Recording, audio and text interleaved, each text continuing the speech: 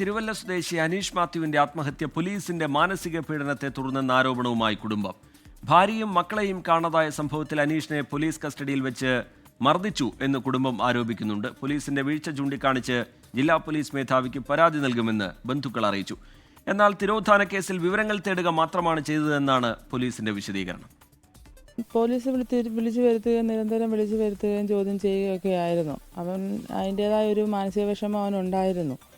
അവൻ്റെ ഭാര്യയും കുഞ്ഞുങ്ങളെയും കണ്ടില്ല എന്നുള്ളതുപോലെ തന്നെ അവനെ ഇങ്ങനെ ചോദ്യം ചെയ്യുമ്പോൾ അവനായത് ചെയ്തതെന്നുള്ള ഒരു രീതിയിൽ തന്നെ ആയിരുന്നു പോലീസ് പറഞ്ഞുകൊണ്ടും ചോദ്യം ചെയ്തുകൊണ്ടിരുന്നതെല്ലാം അങ്ങനെയായിരുന്നു. അവന് വളരെയധികം വിഷമമായിരുന്നത്. കഴിഞ്ഞ മാസം 17-നാണ് തിരുവല്ല നിരണത്തെ വാടക വീട്ടിൽ നിന്ന് അനീഷ് മാത്യുവിന്റെ ഭാര്യ റീനയെയും 2 പെൺകുഞ്ഞുങ്ങളെയും കാണാതായത്. AV ജയശങ്കർ വിവരങ്ങളുമായി ചേരുന്നുണ്ട് പത്തനംതിട്ടയിൽ നിന്ന്. ജയശങ്കർ, ഈ അനീഷിന്റെ കുടുംബം ഉയർത്തുന്നത് ഗുരുതര ആരോപണങ്ങളാണ്. പോലീസ് മാനസികമായി പീഡിപ്പിച്ചു എന്നതടക്കം. പോലീസ് പറയുന്നതാണെങ്കിൽ ഈ തിരോധാന കേസുമായി ബന്ധപ്പെട്ട് വിശദമായ അന്വേഷണം നടക്കേണ്ടതുണ്ട് എന്നൊരു നിലപാടിൽ നിൽക്കുകയാണ്. അതിന്റെ ഭാഗമായി വിവരശേഖരണത്തിനായി വിളിപ്പിച്ചു. അതിനപ്പുറത്തേക്ക് ഒരു മോശം സമീപനവും പോലീസിന്റെ ഭാഗത്തുനിന്ന് ഉണ്ടായിട്ടില്ല എന്നാണ്. എന്താണ് ഈ കേസിൽ സംഭവിക്കുന്നത്? പങ്കുവെക്കാൻ കഴിയുന്ന പുതിയ വിവരങ്ങൾ എങ്ങനെയാണ് ജയശങ്കർ?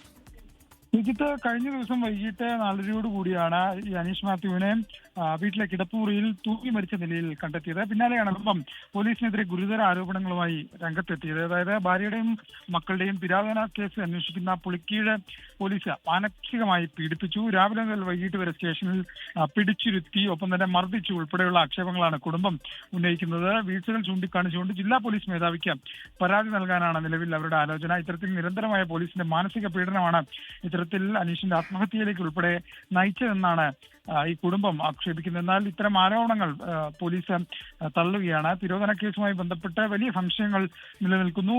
സാധാരണ മൊഴിയെടുക്കാൻ മാത്രമാണ് അനീഷിനെ വിളിപ്പിച്ചത്. മറ്റു രീതിയിലുള്ള വിഷയങ്ങൾ ഉണ്ടായിട്ടില്ല എന്നാണ് പോലീസ് ഈ വിഷയവുമായി ബന്ധപ്പെട്ട് നൽകുന്ന വിശദീകരണം. ഈ മാസം 17-നാണ് തിരുവല്ല നിരണത്തെ വാടക വീട്ടിൽ നിന്നും റീനയും 2 പെൺമക്കളെയും കാണാതാകുന്നത്. പിന്നീട് ഇവർക്ക് വേണ്ടിയുള്ള പോലീസ് വളരെ വിശദമായ തിരച്ചിൽ നടത്തി. പക്ഷേ CCTV ദൃശ്യങ്ങളിൽ ചിലയിടങ്ങളിൽ ഇവരെ കണ്ടെങ്കിലും ജയശങ്കർ, ഈ തിരോധാന കേസിൽ നിന്നാണല്ലോ ഈ നടപടികളൊക്കെ തുടങ്ങുന്നത്. ഈ തിരോധാന കേസുമായി ബന്ധപ്പെട്ട് പോലീസ് എത്തി നിൽക്കുന്ന നിഗമനം എന്താണ്? അവർ അത് വിശദീകരിക്കുന്നുണ്ടോ അല്ലെങ്കിൽ പുറത്തു പറയുന്നുണ്ടോ ഈ ഘട്ടത്തിൽ ജയശങ്കർ? ഈ തിരോധാന കേസുമായി ബന്ധപ്പെട്ട് നിലവിൽ പോലീസിന് കൃത്യമായൊരു ഉത്തരത്തിലേക്ക് എത്താൻ സാധിച്ചിട്ടില്ല. ഈ റീനയും മക്കളെയും ചിലയിടങ്ങളിൽ കണ്ടു എന്ന് പറയുന്ന CCTV ദൃശ്യങ്ങളുണ്ടെന്ന് പോലീസ് പറയുന്നു. തൃശ്ശൂരിൽ നിന്ന് ഉൾപ്പെടെ പോലീസ് ഇത്തരത്തിൽ ചില വിവരങ്ങൾ ലഭിച്ചിട്ടുണ്ട്. ഈ തിരുവല്ല പോലീസിന്റെ പ്രത്യേക സംഘമാണ് നിലവിൽ കേസ് അന്വേഷിക്കുന്നത്. ജില്ലാ പോലീസ് മേധാവി തന്നെയാണ് ഈ സംഘത്തെ രൂപീകരിച്ചത്. ഇവരുൾപ്പെടെ തൃശ്ശൂരിൽ പോയി ഈ ദൃശ്യങ്ങൾ പരിശോധിച്ചെങ്കിൽ പോലും കൃത്യമായൊരു വിവരം ഇത് സംബന്ധിച്ച് ലഭിച്ചിട്ടില്ല. ഇപ്പോഴും 2 ആഴ്ച പിന്നിടുമ്പോഴും ഈ റീനയും 2 മക്കളും എവിടെയാണെന്ന കാര്യത്തിൽ ഒരു വ്യക്തതയുമില്ല. അങ്ങനെ ഒരു ഘട്ടത്തിലാണ് ഇവരുടെ ഭർത്താവ് അനീഷ് മാത്യു കഴിഞ്ഞ ദിവസം വീട്ടിൽ ഇത്തരത്തിൽ തൂങ്ങി മരിക്കുന്ന ഒരു സാഹചര്യം ഉണ്ടായത്. അതുകൊണ്ട് തന്നെ അടിമുടി ഒരു ദുരൂഹത ഈ വിഷയത്തിലുണ്ട്. ഈ റീനയെ കണ്ടെത്തുക എന്ന് തന്നെയാണ് ഈ കേസുമായി ബന്ധപ്പെട്ട് ഈ വിഷയവുമായി ബന്ധപ്പെട്ട ദുരൂഹതകൾ നീക്കാനുള്ള ഒരു പ്രധാന കണ്ണി എന്ന് തന്നെ പറയാം. എന്തായാലും പോലീസ് ഇവർക്ക് വേണ്ടിയുള്ള വലിയ അന്വേഷണത്തിലാണ്. പക്ഷേ ഇവർ ഇപ്പോഴും കാണാമറയത്ത് തുടരുന്ന ഒരു സാഹചര്യമാണ്. ഇനി റീനയെ ചോദ്യം ചെയ്യുന്ന ഘട്ടത്തിൽ മാത്രമായിരിക്കും അനീഷുമായി എന്തെങ്കിലും തരത്തിൽ കുടുംബ പ്രശ്നങ്ങൾ ഉണ്ടായോ, അതുമൂലമാണോ ഇത്തരത്തിൽ വീട് വിട്ടിറങ്ങുക ഉൾപ്പെടെയുള്ള ഒരുപാട് ചോദ്യങ്ങൾക്ക് ഉത്തരം പോലീസിന് ലഭിക്കേണ്ടതുണ്ട്. അതിന് റീനയെയും മക്കളെയും കണ്ടെത്തുക എന്നത് വളരെ പ്രധാനവുമാണ്. വിജിത്ത്.